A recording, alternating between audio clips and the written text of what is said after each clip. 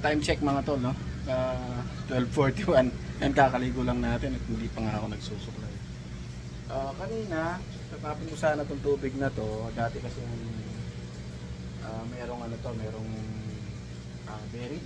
Tapos, hindi niya tinapos. Parang hindi niya tinapos yung mga itlog niya. Chinek ko kasi yung buried, wala nang itlog. Tapos, may nakita akong mangilan-ngilan na cravings dito. At ngayon, nililipat ko. Tatanggalin ko muna yung tubig. Tapos, lalagay ko dito gamit yung strainer. Ayan.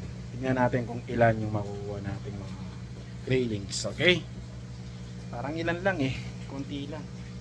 Akala ko nga walang nag-survive kasi yung nanay parang minabandonan lahat ng itlog. Nilaglag.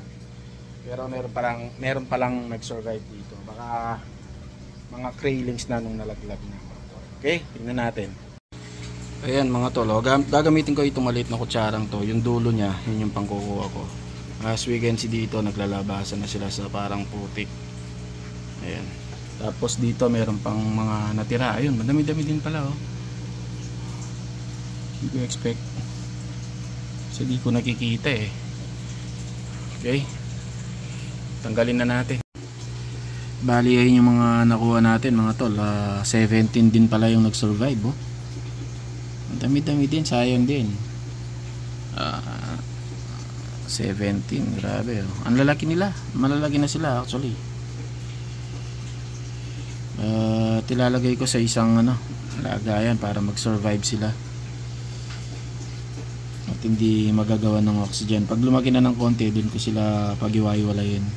I mean, isa-sizing. Ayan.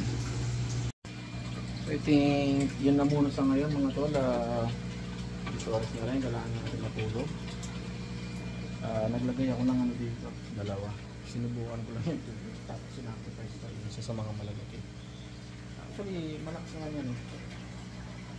At saka okay naman yung tubig na yun dito. Nilinis ko nung isang araw. Okay na siya ngayon. Tetest ulit ako bukas. Okay na okay yung dalawang yan. Okay, see you sa susunod nating video.